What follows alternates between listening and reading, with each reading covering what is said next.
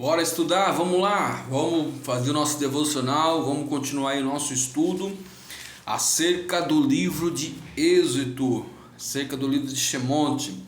Estamos agora no capítulo de número 22. Moisés está recebendo as leis, diversas leis. Nós falamos as leis acerca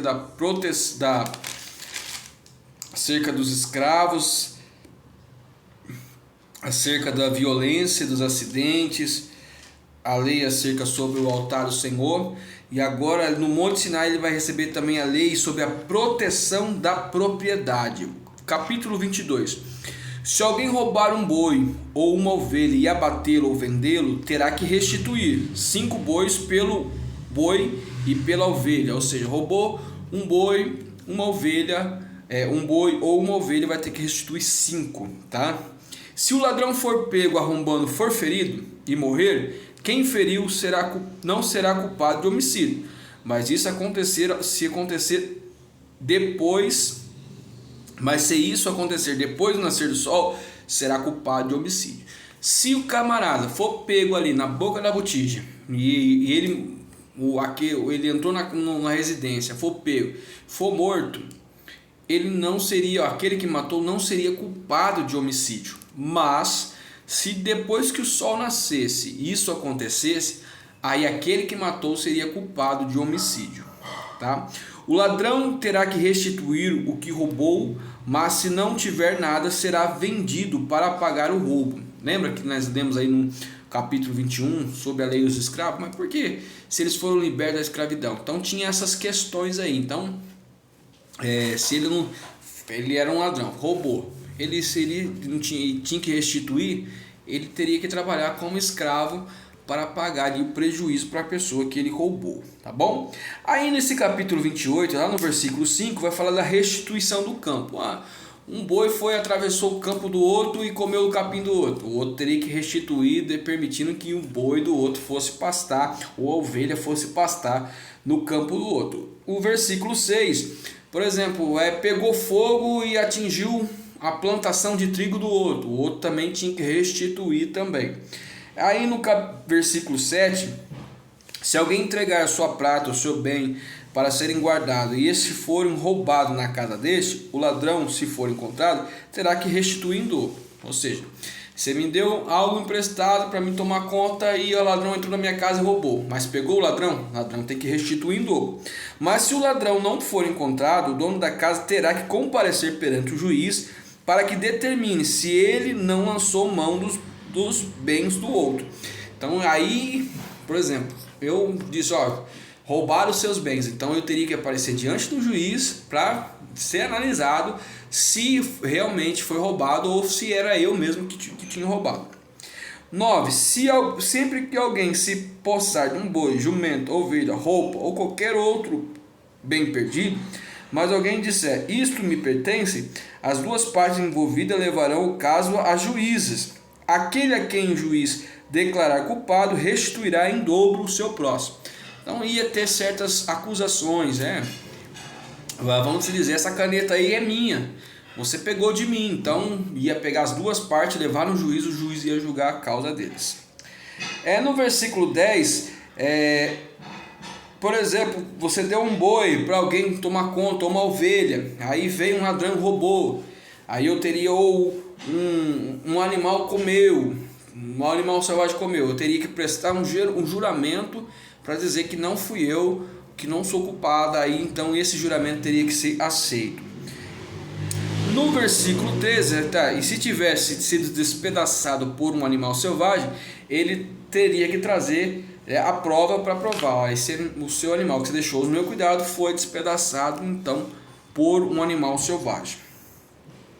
Aí se no versículo 14 e 15 eu empresto um animal e esse animal morreu, então se eu peguei emprestado eu teria que restituir a pessoa que eu emprestei. Mas se o dono tivesse presente e viu tudo, eu não precisaria restituir a perda.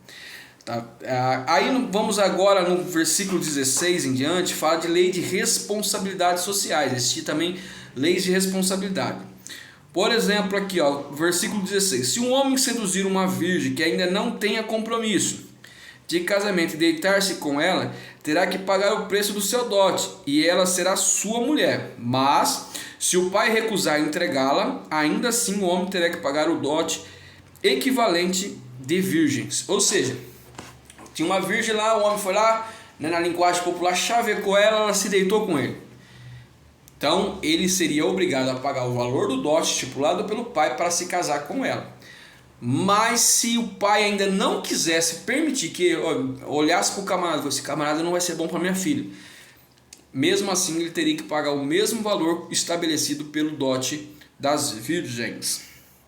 Aí no versículo 18, não deixar viver as feiticeiras, tá? Agora é lei de responsabilidade social. Não deixar viver as feiticeiras. 19, todo aquele que tiver relações sexuais com animal terá que ser executado. Todo aquele que tiver relações com animais teriam que ser morto.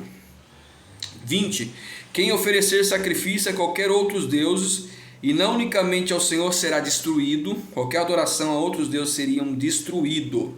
Versículo 21 está ensinando aqui leis para não amaldiçoar os estrangeiros, porque estrangeiros eles foram na terra do Egito. O 22 ao 24, para não maltratar nem as viúvas e nem os órfãos. Olha, o Senhor disse, olha, porque se elas me clamarem, ou se eles me clamarem, eu verei em favor deles, matarei a sua mulher e matarei você e deixarei seus filhos órfãos. Se você maltratar uma viúva e ela me clamar, eu vou deixar você viúvo. Se você maltratar um órfão e ele me clamar, eu maltarei você e a sua mulher e deixarei seus filhos órfãos. Então, era o castigo. Versículo 25. Se vocês fizerem empréstimo a alguém, a um povo, a algum necessitado, que viva entre vocês, não cobre juros. Ou seja, não era para cobrar juros para daquelas pessoas. Está ajudando ali, prestou dinheiro para alguém humilde, ou alguém que estivesse passando necessidade, não era para cobrar juros, né? Se tomarem como garantia o manto do seu próximo, devolva até o pôr do sol, porque o manto é a única coberta que ele possui. Deus preocupado também com as pessoas menos favorecidas. 28, não blasfeme contra Deus, nem amaldiçoe uma autoridade do seu povo. No 29, não retenha oferta das suas colheitas, ou seja, seja fiel, né, aos seus dízimos, às suas ofertas. Consagre o primeiro filho de vocês, tanto dos animais como os vossos filhos. Aí entra depois no capítulo 23 a lei acerca da justiça. Olha só, ninguém faça declarações falsas e não seja cúmplice dos ímpios, sendo-lhe testemunhas mal intencionadas. Não acompanhe a maioria para fazer mal. Ao testemunhar no processo, não perverta a justiça para apoiar a maioria, nem favorecer o pobre num processo. Nem para favorecer o pobre num processo. Então, ele estava dizendo, não minta, não vá com a maioria, não seja mal intencionado, seja justo. No 4, né? Se você achar um animal do inimigo seu, ele coloca até como inimigo, né? Leve de volta para ele. Se você vê no 5, se você vê uma jumenta caída, né, de alguém que te odeia, não vá embora, ajude aquela jumenta a se levantar. No 6, não perverta os direitos do pobre, daqueles que estão necessitados. No 7, não envolva em falsas acusações, não se envolva em mentiras para condenar alguém. No 8, não aceite suborno, não seja desonesto. No 9, não oprima os estrangeiros, pois estrangeiros vocês foram na terra do Egito. Aí no 14 em diante, vai dizer acerca de 3 festas que vão virar cerimoniais para a nação judaica. Depois vai ter mais algumas festas que nós vamos falar no livro de Levítico. Mas aqui Deus está falando das 3 principais, né? Que celebram a festa dos pães sem fermento, de 7 dias. Essa festa do pão sem fermento nós falamos, é a festa da Páscoa. Depois vai ter a celebrar a festa da colheita, dos primeiros frutos do seu trabalho, que é onde eles vão pegar os primeiros frutos da colheita e levar até o sacerdote. Depois tem a festa de encerramento da colheita no final do ano, que é a festa que eles vão agradecer pelo ano de colheita. Esses foram, né, as leis que acerca do exercício da justiça. Nós não vamos terminar o capítulo 23, nós vamos continuar o capítulo 23 em outro vídeo, tá bom? Para não ficar muito extenso. Deus abençoe a todos, tenham um ótimo dia de trabalho a cada um de vocês.